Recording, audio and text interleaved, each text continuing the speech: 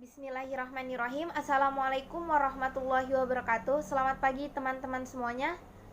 Kami dari kelompok 7 yang beranggotakan saya sendiri, Erni Indriani, dengan rekan saya Muhammad Ihsan Widiawan dengan Media Nur Khalifah. Di sini kami akan menjelaskan tentang lingkungan dan permasalahannya yang mencangkup penduduk, teknologi, keterbelakangan dan kemiskinan, pendidikan, informasi, kearifan lokal, dan perubahan iklim. Yang pertama adalah penduduk. Penduduk atau warga suatu negara atau daerah bisa didefinisikan menjadi dua. Yang pertama adalah orang yang tinggal di daerah tersebut. Yang kedua, orang yang secara hukum berhak tinggal di daerah tersebut. Dengan kata lain, orang yang mempunyai surat resmi untuk tinggal di situ. Misalkan, bukti kewarganegaraan, tetapi memilih untuk tinggal di daerah lain. Pertambahan jumlah penduduk berpengaruh dengan perubahan iklim dan potensi terjadinya pemanasan global. Hal ini terjadi di daerah-daerah dingin seperti Kutub Utara dan Kutub Selatan. Terdapat bongkahan-bongkahan es yang sudah mencair. Es yang mencair menyebabkan naiknya tingkat permukaan laut global, ancaman bagi keselamatan bumi. Naiknya suhu bumi di berbagai daerah mengalami kenaikan antara 1,40 Celcius sampai 5,90 Celcius. Global warming ancaman bagi makhluk hidup bumi dan akan berdampak pada terjadinya seperti kekeringan, badai topan, El Nino, badai siklon tropis, banjir, dan bencana lainnya yang berpengaruh ke stabilitas fungsi lingkungan sebagai sumber daya. Peningkatan populasi tersebut membutuhkan berbagai sarana dan fasilitas pemenuhan kebutuhan hidup, mulai dari pangan, sandang, papan, maupun kebutuhan intensif lainnya. Meningkatnya populasi manusia secara langsung berhubungan dengan terpenuhinya kebutuhan hidup yang hampir seluruhnya memanfaatkan sumber daya alam. Faktor yang juga turut memunculkan krisis lingkungan adalah konsumsi berlebihan dan pola konsumsi yang boros. Konsumsi berlebihan menuntut sistem produksi memperbesar kapasitasnya, yang berarti menambah jumlah zat buangan, sisa hasil industri yang dihasilkan, dan sisa hasil limbah plastik manusia, yaitu sisa konsumsi berupa bahan pembungkus, khususnya sampah plastik. Turut terjadi permasalahan karena tidak dapat menjalani daur biologis. Berikut 5 negara penghasilan sampah plastik terbesar di dunia, dan Indonesia berada di peringkat kedua sebagai penyumbang sampah plastik terbesar. Selanjutnya adalah teknologi. Teknologi adalah keseluruhan sarana untuk menyediakan bahan-bahan yang diperlukan bagi kelangsungan dan kenyamanan hidup manusia. Penggunaan teknologi oleh manusia diawali dengan pengubahan sumber daya alam menjadi alat-alat sederhana. Teknologi membuat dunia ini berubah. Perubahan itu bisa menjadi perubahan yang positif maupun negatif, terutama kepada lingkungan. Lingkungan adalah tempat kita hidup atau tempat di sekitar kita. Teknologi sungguh bermacam-macam. Ada teknologi informasi, komunikasi, transportasi, pengobatan, pendidikan, mesin, elektronika, bangunan, robot, dan masih banyak lagi.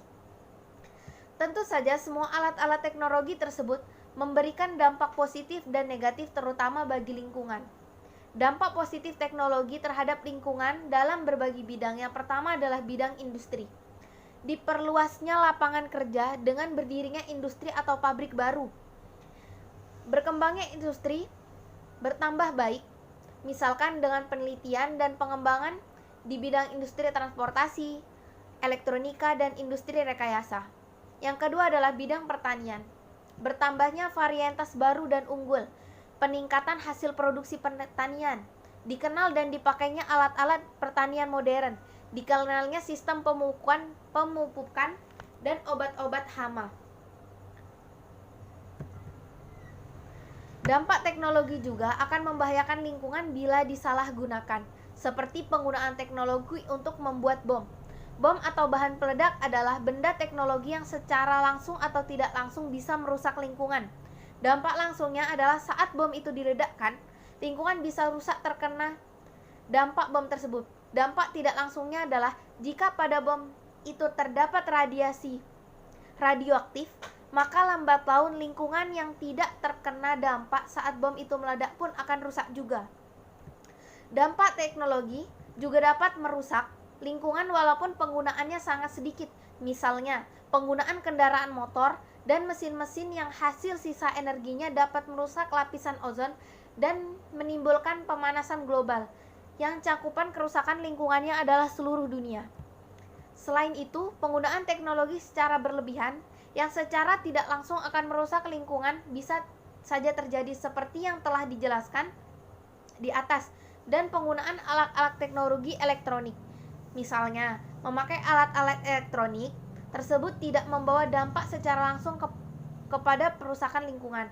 Namun, bila kita lihat baik-baik, alat-alat elektronik membutuhkan listrik. Listrik berasal dari pembangkit listrik yang bisa saja menggunakan mesin diesel yang asapnya dapat merusak lingkungan. Jadi, semakin banyak kita menggunakan alat-alat elektronik tersebut, semakin cepat pula listrik akan habis dan terpakai. Dan semakin banyak pula asap-asap yang telah dikeluarkan. Materi selanjutnya akan dijelaskan oleh Muhammad Ihsan Widiawan. Bismillahirrahmanirrahim. Assalamualaikum warahmatullahi wabarakatuh. Perkenalkan, nama saya Muhammad Ihsan Widiawan, MPM 191111000139. Di sini saya akan melanjutkan hasil diskusi presentasi kelompok kami, yang mana saya akan membahas materi yang C tentang kemiskinan dan keterbelakangan, dan yang D tentang pendidikan. Nah, untuk materi yang C, yaitu tentang kemiskinan dan keterbelakangan. Kemiskinan merupakan suatu masalah atau permasalahan yang paling susah diatasi di seluruh dunia, khususnya terutama di negara kita, negara Indonesia, yang mana telah mempunyai perhatian sangat besar terhadap terciptanya masyarakat yang adil dan makmur. Nah, program-program pembangunan yang selama ini dilaksanakan itu pada dasarnya bertujuan untuk meningkatkan kesejahteraan masyarakat. Nah, meskipun demikian, kemiskinan sampai saat ini terus-menerus menyebabkan segala program penanggulangan kemiskinan itu menjadi terhambat,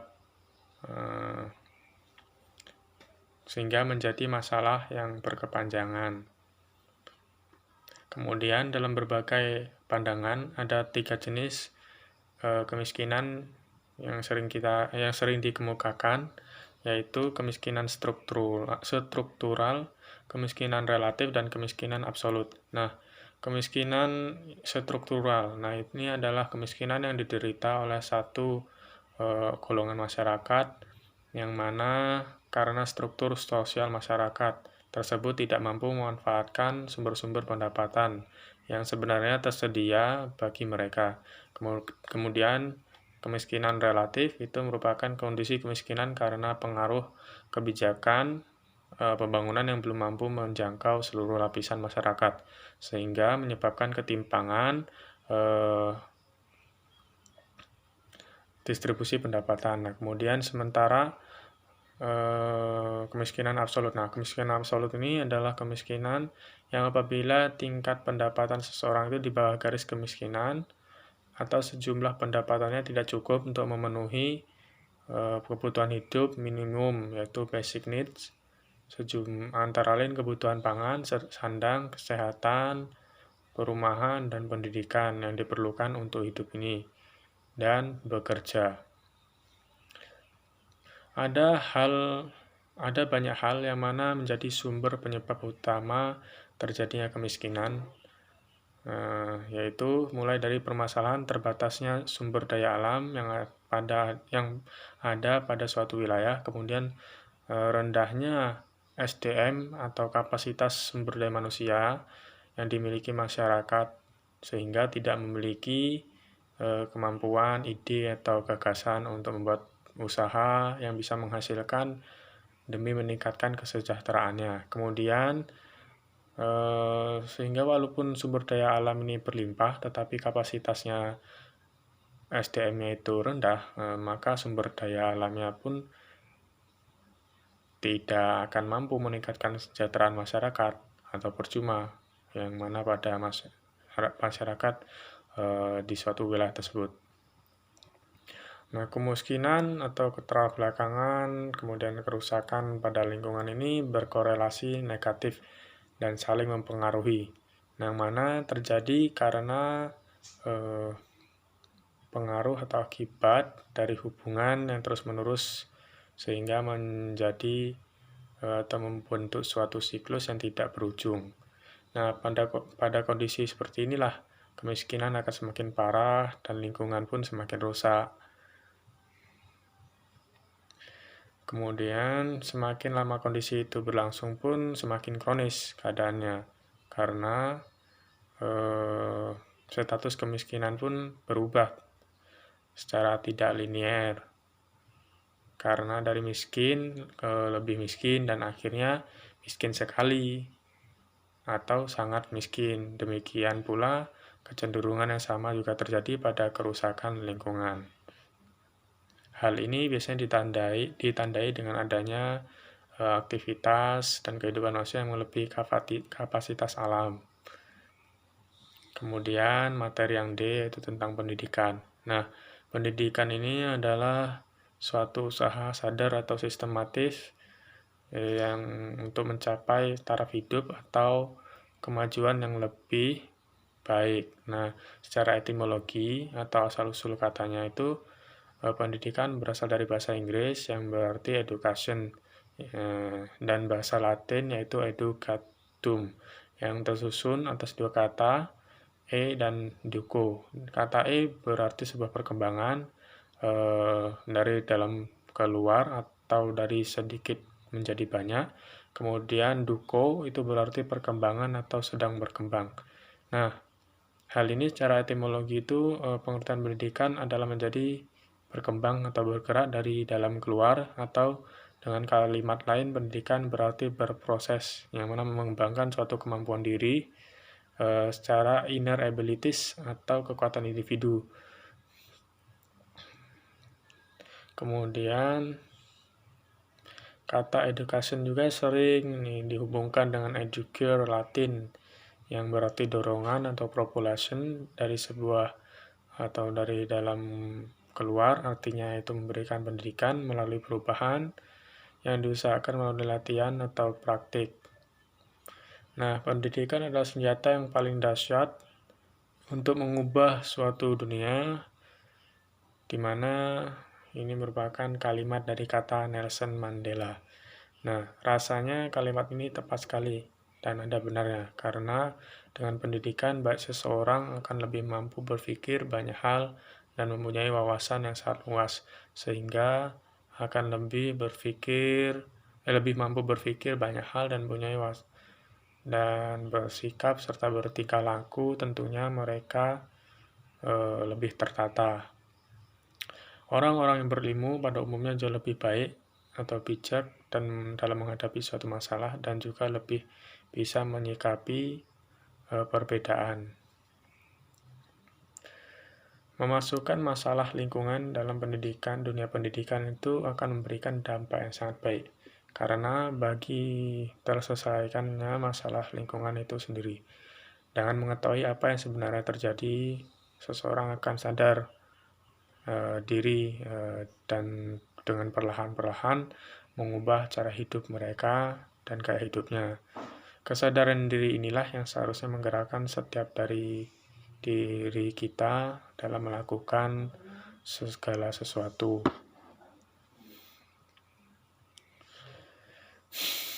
Dengan pendidikan juga kita tidak repot-repot menilang warga yang ketahuan melakukan kesalahan, karena dengan kesadaran dirinya, orang tersebut akan melaporkan dirinya. Nah, jika di negeri ini ingin masalah lingkungan seperti pembuangan sampah yang sembarangan, penyalahgunaan fungsi satu fasilitas, perusahaan infrastruktur, dan lain sebagainya, maka perbaikilah pendidikan di negeri ini terlebih dahulu. Jadikan penduduk kita itu berilmu. Nah, seseorang yang akan dengan sendirinya membuang sampah pada tempatnya, ini misalnya nih contohnya, itu dia akan menyadari bahwa akibat membuang sampah sembarangan ini sangat besar dan merugikan. Nah, lebih bagus lagi jika sejak dini masyarakat kita sudah dibiasakan hidup dengan kebiasaan-kebiasaan baik dan mencintai lingkungan kita. Sehingga pembiasaan inilah yang sangat penting. Sebab ketika seseorang sudah terbiasa, maka nilai positif, nilai-nilai yang seharusnya dilakukan itu akan sangat sulit dihapus. Sehingganya orang tersebut ya terus terbiasa melakukan hal yang positif bagi alam maupun lingkungan lainnya secara terus-menerus, yang artinya kerusakan alam ini akan dapat dicegah. Baiklah, mungkin itu saja penjelasan dari saya. Terima kasih. Assalamualaikum warahmatullahi wabarakatuh. Perkenalkan, nama saya Midi Nurholipah. Di sini saya akan membahas materi yang yaitu informasi. Informasi merupakan salah satu sarana dalam mengoptimalkan pengawasan publik terhadap penyelenggaraan negara. Hak memperoleh informasi adalah hak asasi manusia yang dijamin oleh Undang-Undang 1945. Keterbukaan informasi akan melahirkan negara yang demokratis, di mana peran serta masyarakat dalam membangun diakomodir melalui keterbukaan informasi, baik yang dikelola oleh pemerintah maupun oleh badan dunia. Bagian F yaitu kearifan lokal.